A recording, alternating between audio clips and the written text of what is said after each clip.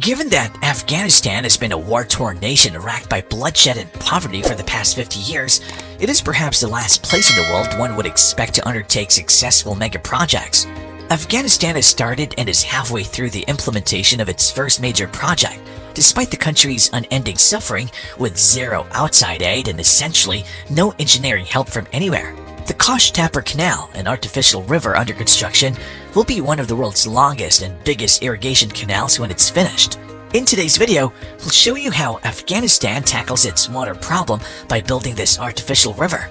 But before we get started, we kindly ask that you show your support by liking and subscribing to China Mega Projects.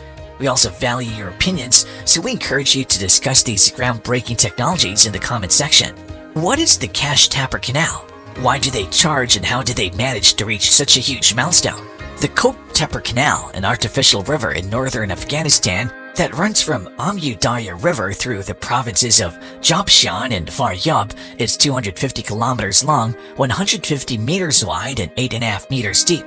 Approximately half of the canal has already been built, and the remaining portion is being constructed at a brisk rate because of a growing crisis involving water and food shortages. Some nations across the nation that share a river with Afghanistan have expressed concern that the canal may alter how much river water they receive. Afghanistan, the only nation that in actuality does not profit from the river and is thus entitled to its fair portion of this canal, has promised to prevent such a thing from happening.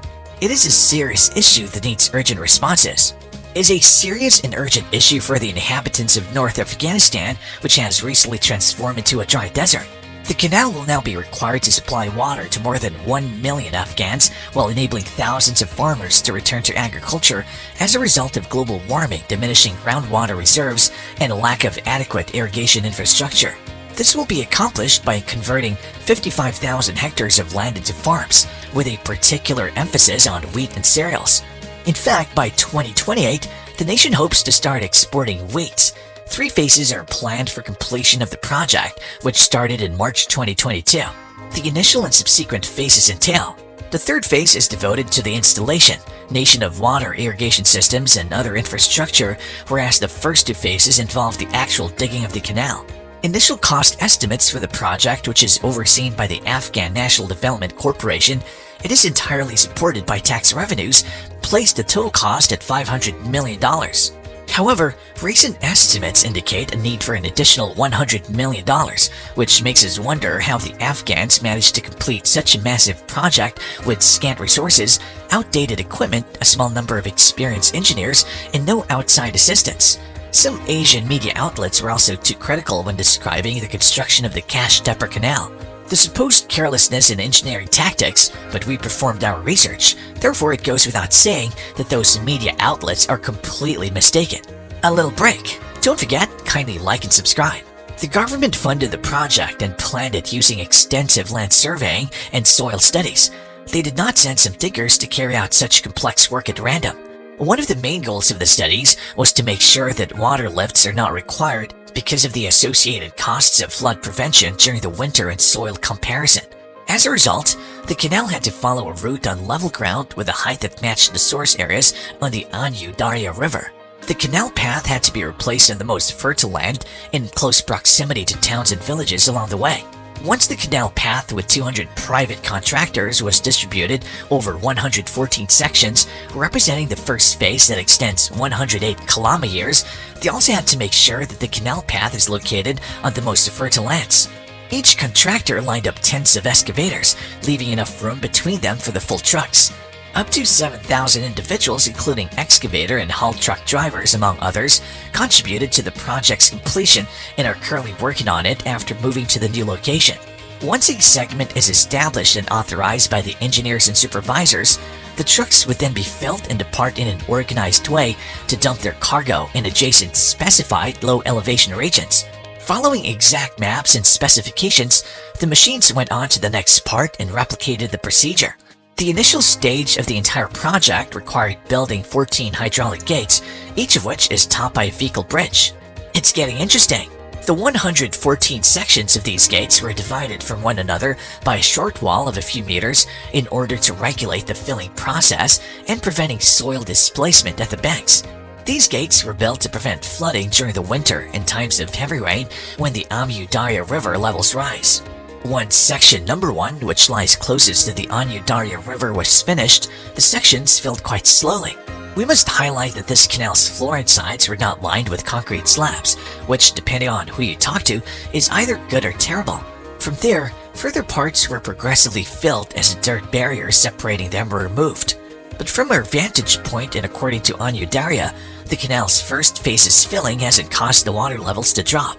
In addition to higher groundwater reservoir levels that serve as backup water sources during potential severe droughts, the absence of concrete slabs would result in more natural irrigation in the future up to a kilometer from the canal sides. Additionally, there is the financial consideration because adding concrete slabs would have increased the cost by more than $1 billion. Here are some blockbusters. In addition, 2 concrete bridges, one for the Heritage Bulk Highway and the other for the railway, were constructed. Needless to say, the Afghans kept things straightforward by using a solid reinforced concrete slab design, which involves a cast-in seat rather than the best parts of a significant irrigation pipeline network, which were also integrated with the first phase's completion in the surrounding area. Afghanistan simply cannot afford such infrastructure. During the conflict, additional water mains were erected to link with water pumps at adjacent villages and cities. These underground irrigation pipes are intended to provide farmers with access to water up to a few kilometers distant from the canal. In the last stage of construction phase 1, up to 1 million cubic meters of soil were removed every day, which is astounding considering that the majority of the excavators and haul trucks employed were outdated and in some cases from the 1960s. Contrary to some claims, the area around the canal has experienced and continues to experience an economic boom as thousands of workers are employed in the replanting of old farms and the improvement of roads. They've also planted thousands of trees along the canal banks to strengthen the soil and prevent erosion. A 20-kilometer area was also planted with a variety of crops to test the effectiveness of irrigation systems. Rather disgusting claims that all contractors and potential employees were and are currently receiving prompt and fair payments. Other phenomena we observed while examining the project included the diversity of the workforce and the high levels of optimism and happiness among the workers, farmers, and locals who have endured decades of unfavorable conditions because of wars, droughts, a lack of water, and pervasive poverty. Another great thing that came to light with the study was the widespread use of solar panels to power houses and workshops. Small solar panel fields are also appearing on the new farms to power water pumps in the nearby areas, which are largely cut off from the rest of the world due to a lack of power infrastructure. The entire project was intended to be finished in 2028, but at the current pace, we expect to be ready by as early as 2025. Additional bridges and culverts are also being built. Last but not least, it is important to stress that starvation is a real threat in Afghanistan, where the majority of the 40 million people live in rural and isolated regions. This is because the nation is subject to exceptionally heavy sanctions. Afghanistan's internationally recognized government was overthrown in a military coup in 2021 by the Taliban, and the nation instantly entered a diplomatic crisis. Uzbekistan and Turkmenistan, 2 of Kabul's northern neighbors, made a different decision, putting aside the hardline group's contentious past with former Soviet Central Asian republics and choosing dialogue over criticism and pressure. But the Taliban's massive canal project in Afghanistan, which has already taken form and that the Taliban is pursuing at a breakneck speed, is making the 2 water-scarce nations question whether or not maintaining strategic patience with Islamic fundamentalist party would be fruitful. The big event and boom! According to Jennifer Brick Mortasashvili, founding director of the Center for Governance and Markets at the University of Pittsburgh, if you look at other projects that have involved Afghanistan and Central Asia in some way, there has often been a win-win element. The Qosh Tepa irrigation canal, on the other hand, will take substantial amounts of water from the transboundary Amu Darya River, which is rapidly disappearing.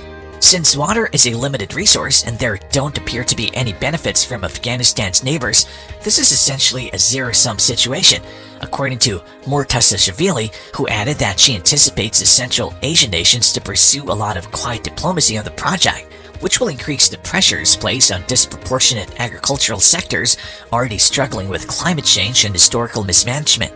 Mortasashvili asserted that the Taliban will be probing to see how far it can go, and that its neighbors to the downstream will need to adjust to this. Taliban 2.0 seems to really like the idea of projecting state power. Murtazashvili added, whereas Taliban 2.0, regime that ruled most of Afghanistan from 1996 to 2001, was weighed down by insurgency and in some ways never really behaved like a state. Therefore, we do hope that further massive projects including infrastructure, water management, agriculture and energy will be implemented after this amazing one, which is sure to aid Afghanistan in moving past its wartime scars and becoming a successful member of the world community. Do you believe the Taliban now dominate Afghanistan? Can you start new projects while finishing this massive one? We would love to hear your thoughts and insights in the comment section below. Don't forget to like this video and subscribe to our channel to stay updated with more fascinating content. Thank you for watching, and we'll look forward to seeing you in the next video. Bye!